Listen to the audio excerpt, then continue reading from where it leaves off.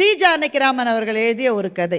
இந்த கதையில் இருக்கிற கதாநாயகர் ஒரு பெரிய வக்கீல், பயங்கர பணக்காரர். அந்த அந்த கெத்து அவருக்கு. அவருடைய மகனுக்கு திருமணம். திருமணத்துக்கு முதல் பந்தி எப்பவுமே பொறுக்கி எடுத்த பந்தியாக இருக்கும். நல்ல வசதியானவங்க, பணக்காரங்க, பதவியில் இருக்கிறவங்க, இவங்கள்லாம் அந்த முதல் பந்தியில் உட்காந்துருக்காங்க. அவரே பார்த்து பார்த்து பார்த்து உட்காத்தி வச்சுருக்காரு. சாதம் சோறு போட்டாச்சு, சாம்பாரை ஊற்றியாச்சு. அந்த வக்கீல் பார்த்துக்கிட்டே இருக்கார். யார்? ஜமீன்தார், அதுக்கப்புறம் வக்கீல், அப்புறம் நீதிபதி, இவர் பெரிய அதிகாரி. இவர் பார்த்துக்கிட்டே இருக்கார். திடீர்னு பார்த்தா ஒரு பரதேசி அங்கே உட்காந்துருக்கான். அவன் பார்த்த உடனே தெரியுது, பிச்சைக்காரர் என்பது பார்த்த உடனே தெரியுது. எப்படியோ இந்த பந்தியில் உள்ள உட்காந்து ஒரு கவலை சோத்தை எடுத்து வாயில் வைக்கவும் வச்சுட்டான். வக்கீல் பார்த்து அப்படி எழுப்பிட்டார். எப்படிடா உள்ள வந்த? பந்தி பொறுக்கி எடுத்த பந்தி, பெரிய மனுஷங்களுக்கானது. நீ எப்படி உள்ள வந்த? எப்படியோ வந்துட்டேன், பசிக்குது, ஒரு வாய் சாப்பிட்டுட்டேன், சாப்பிட்டுட்டு போயிடுறேன், கை நினைச்சிட்டேன். வக்கீல் அப்படியே அவன் கழுத்தை பிடிச்சி வெளியில் தள்ளிட்டான். நீ சாப்பிட்றியா? எங்கள் வீட்டில் முதல் பந்தியில் ஓரமா நில்ல, எல்லாரும் சாப்பிட்டு முடிச்சதா, பாக்கி இருந்தா தரேன். அப்போ அந்த பரதேசி சொன்னதா தி. ஜானகிராமன் எழுதிட்டாரு.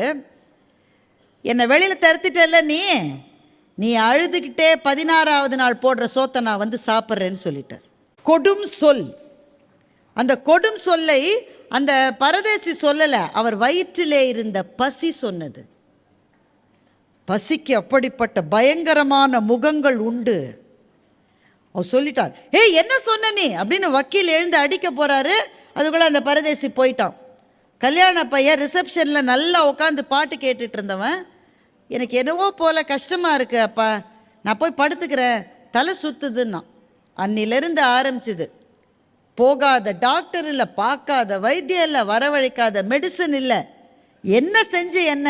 அன்றைக்கு திருமணமான அந்த பையன் 2-3 நாட்களிலேயே இறந்து விடுகின்றான். அதில் அந்த சடங்கெல்லாம் முடித்து எல்லாருக்கும் சாப்பாடு போடுற நாள் அன்னைக்கு வக்கீல் சொல்கிறாரு, அவன் இன்னைக்கு வருவான்னு சொல்கிறார். யார்? பரதேசி. அவன் இன்னைக்கு வருவான். அதே மாதிரி அவன் நின்னான். உனக்கு எப்படி முன்னாடியே தெரிஞ்சுது இங்கே வீட்டில் இது நடக்க போகுதுன்னு நீ அன்னைக்கு சொன்ன? நீ சாபம் போட்டதுனால தானையா இப்படி ஆச்சு? அந்த பரதேசி சொன்னா, வக்கீலையா, நான் சாபம் இடலை, நான் சாபம் இட மாட்டேன், நான் பிச்சைக்காரன் தான், சாபம்லாம் கொடுக்க மாட்டேன். ஆனால் என் வயத்தில் இருக்கிற பசி இருக்கு பாருங்க, அது சாபம் இடும். அது ரொம்ப உக்ரமானது. நீங்கள் ஒரு துளி கருணையோட என்னை அன்னைக்கு சாப்பிட அனுமதிச்சிருந்தீங்கன்னா என் வாயிலிருந்து அந்த வார்த்தை வந்திருக்காதுயா. நான் வேணும்னு சொல்லலை.